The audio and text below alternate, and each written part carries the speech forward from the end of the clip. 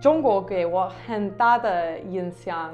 我特别喜欢中国人怎么做饭。And when I went to China, I was just like, oh, I should get a dragon tattoo. And then the guy cooking, he's not wearing a shirt, but he's wearing an apron and he's turning around to look at the camera.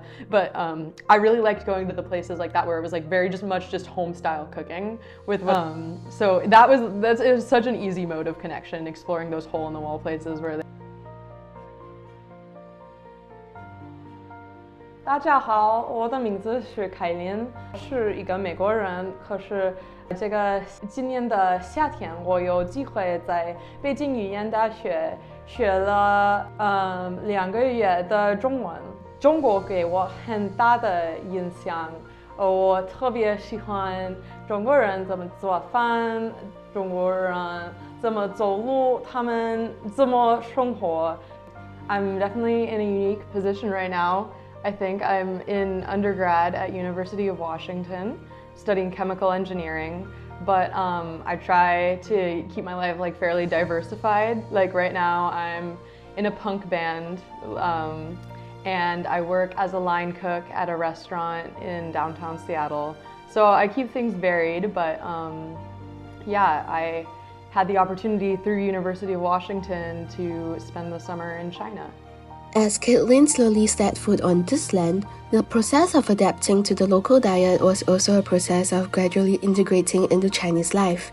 Let's hear her talk about this journey to ease into the local food culture. Like this is my tactic for finding good whole like local spots. I would find a big group of old guys, and they'd all be drinking beer and smoking and drinking like crazy amounts of baijiu, but they're all fine. Like they're all just very like politely having a conversation, and there's like an empty bottle of baijiu in front of them, and I'm like, oh my god, they're 他们很厉害, you know? And I would choose that spot because usually that was a place where a lot of locals hang out, and I would like ask the person running the counter like what their favorite thing to have was, or a snack or something, or what they recommended. And if I was like, oh, I really need some vegetables today, or like I'm really hungry today, they'd give me like a very filling, nourishing meal. I'm a line cook here in Seattle. I love to cook. It's like my whole passion. I love making food. I love making food from all around the world, and I love Chinese food. In restaurants we would go to, I had a sentence which I'm pretty sure is grammatically wrong, but I was like,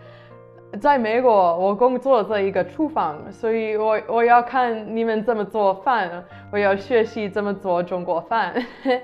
And like in a lot of the kitchens we went to, I mean I didn't see anything wrong with just asking, but I would ask to see their kitchen, and they would let me like stand by the door of the kitchen and watch them make something, and they'd show me what they were adding and stuff. So I feel like I learned a lot of really cool recipes while I was out there. One of the guys that I was traveling with loved fancy food, like really nice restaurants, but I love hole in the wall places. So that morning with the power outage, we went to like literally a place in a basement that was kind of flooding in the rainstorm. And I do have a picture of it. I will send this one to Chrissy because it's my favorite one. It's the two guys I was traveling with, which are like 6-foot-something tall Americans, and they're in this basement, so they can't stand up. We're all like hunched over, and they have a flashlight because the power is out. And then the guy cooking, he's not wearing a shirt, but he's wearing an apron, and he's turning around to look at the camera. But I really liked going to the places like that where it was like very just home style cooking with whatever ingredients were available. Like they just kind of had food set out that you could pick, and then I think it cost us 12 yen for like this giant breakfast platter with everything we wanted on it. But he did win out on a few arguments. We went to some really nice restaurants. We went to a seafood restaurant in Qingdao and we got like fresh fish and seafood dumplings and just tons of the Qingdao beer all day. So we were always, everyone we went to, we were just talking like, what do you recommend here, you know? What's your favorite thing to eat? Like, especially, I just relate to anyone who works in the kitchen. I feel like no matter where you are in the world, it's the same experience. You love your job, but it sucks. It's really hard work, and it's long hours, and it's hot and dirty. And so I would like talk about my job, and they would agree, and they're like, oh yeah, when I've worked like a 9-hour day, this is what I eat after work. And then like let you try whatever fruit they had in the pantry or something like that. So it was such an easy mode of connection, exploring those hole-in-the-wall places where they especially don't expect foreigners who speak Chinese. During her 2 months here, Caitlin not only gained knowledge in class, but also collected unique memories in the streets and alleys, as well as in every beat of interaction with people. Here's her most unforgettable experience in this city. I got a tattoo in China. I love tattoos, and this one was really important to me. From a little kid, my favorite animal has always been dragons, Western dragons, because that's what I was exposed to when I was little, like the 4 legs and then the big wings. And when I went to China, I was just like, oh, I should get a dragon tattoo, but I really wanted to develop my Mandarin proficiency a little bit, because it was this is a very big deal, you know, it's on your skin forever, and I really wanted it to mean something. So I waited as long as I could, you know, because I was very excited, but to practice my Chinese, focus on how I wanted to explain it. And then I wandered into a tattoo shop there, and this tattoo artist, we just got along instantly. We're both very enthusiastic people, and we love tattoos and love art. And we talked, and we found out we were both from a small town. We both grew up in a pretty rural area, and we both kind of had the same values of what you wanted to do in life, what's fun for you. And we both dealt with the same tension between what is expected of us and what our passions are. Tattoos, you know, they're not always accepted in China, and her family was not super proud that she became a tattoo artist, but both of us loved our families too, and my family's doesn't love that I have tattoos. So we just had this exact same experience, and we were just talking in Chinese the whole time, and she would laugh because I was studying too at the same time, writing down new words and stuff, and she thought it was hilarious. But anyway, she was so cool, and so I was like, well, of course I have to get my tattoo from her. And we designed this tattoo that was a combination of the Western dragon, which I've always loved from a little kid, and a Chinese dragon. She drew it in her style, which is the watercolor design with a long, beautiful tail and everything. And we drew out this design. It took us 4 hours of different placing and stuff. But we were just oh, this is such a cool combo. This is such a cool idea. She's so excited about it. And then that day, 4 hours of designing later, we decided to do the full piece on my back. So that was really cool. That was one of the best experiences in China. I have her WeChat, so I can still, she wants to know what's going on later in my life, where I end up and stuff like that. So one thing I noticed is I'm a very passionate person. I get very excited by cooking, so I'm able to talk about it all the time. But I'm assuming if anyone towards any topic has that amount of passion and is able to talk about it, they'd be able to use that as a bridge in diplomacy. Just something that they're very excited to learn about. For me, it was luckily food, which is amazing in China because Chinese people love food too, lots. And so we would just instantly be excited to talk about it. Especially traditional Chinese medicine. I've always loved it. But when I got to go to China and take classes in it and learn from people who'd be oh, you have a cold right now, drink this tea. And then we would talk about what the teas would do. That was I could have a conversation with anybody, any of the time. And one of the ladies who I met with, she offered to teach me a private class 2 times on Chinese medicine and teach me all about how she made her food. And she made a little PowerPoint for it too, so it was really cool. We went through the PowerPoint, I took a bunch of notes in it,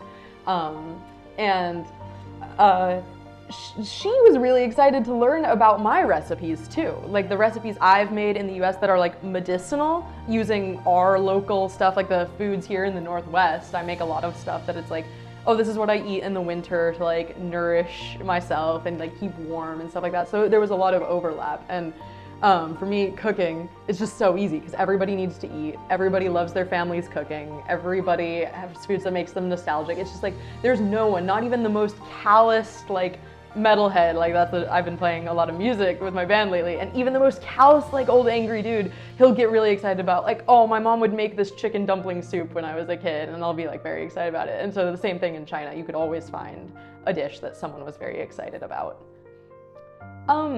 If we had gone to Qingdao first, not being able, like, we spent the 2 months in Beijing doing an intensive language study, so I feel like our language skills really, really jumped. But if we had gone to Qingdao first, it would have been a completely different experience, just from navigating. And like, you needed people's help and like to know the trains. But at that point, we could like completely take care of ourselves using only Chinese. And for that reason, I loved the smaller cities because they definitely weren't designed for tourists, and we had to rely on our language abilities. And also, people were just much more surprised to see you there. There was this monsoon one morning, giant rainstorm, but it was our first night there, so we didn't have any food, and we're like so hungry in the morning, and so we had to go out in the giant rainstorm to find food.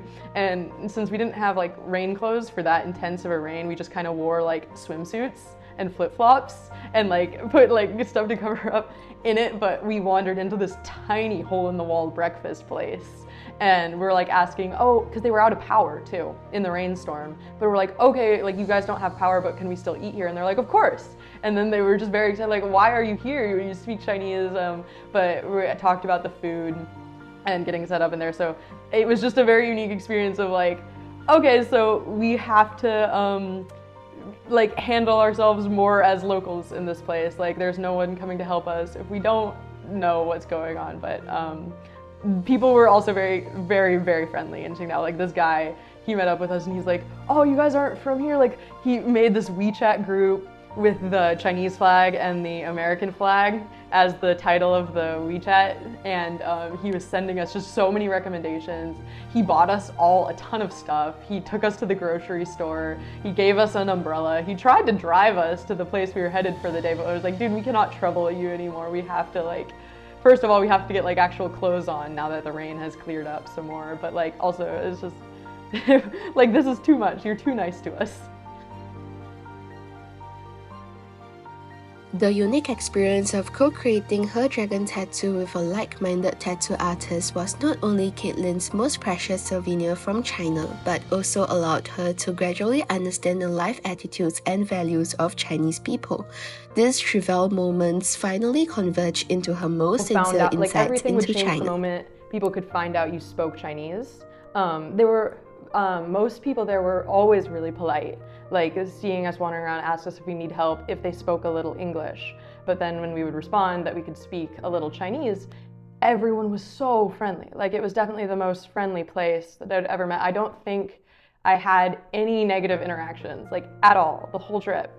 Even when we were like when we were in dumb tourist moments, like trying to travel around, and like we would like head to the wrong train or like not know how to find like the right spot for the taxi, like everyone was very understanding about. One of the biggest things I noticed was how surprised people were to find out that we were American. The only exposure I'd had to China out here is in like large scale, you know, what the news presents or history presents, and working in China from a small scale of talking to people was so much more interesting. Once you're there, despite differences in like larger umbrella cultural aspects or government aspects, like the people are completely able to get along. Like we have a lot in common, and they're also like really open. I would have expected a little bit more judgment from Chinese people about like Americans right now, especially given our government. And I would expect like more, oh, I am a little worried about what your guys' internal beliefs are, given that this is how your country is going right now. However, I don't think there was any of that. There was like very much an understanding that the people are not their government, and it's like a very individual thing. When people from different cultural backgrounds sit together and chat, the sparks of collision often refreshes her understanding of the world. These vivid people and stories reshaped her inherent impressions of the differences between China and the US and built a bridge for cultural understanding. I've been around the coolest old Chinese women of like in my life here. in America, the people I've met, like one of my Chinese teachers in the last year of high school, she was a manager of IBM, and she was just super interesting, super wealthy, and just had traveled the world and loved talking to me about like her philosophical ideas, like how did the world end up the way it is. She would teach me about it, and I just loved the opportunity. I think my whole life to see things from another lens and like realize that some of the routines and stuff that comprise your life that you've just taken for granted aren't actually something you need to do, or should do. And like what to me seeing other cultures is you can look and see how other people conduct something as simple as like chores, laundry, daily routines, or their jobs, and use that as like, okay, so here's now another option I have to choose from on how I want to live my life. So like for me, it's always been like, see the most that you can,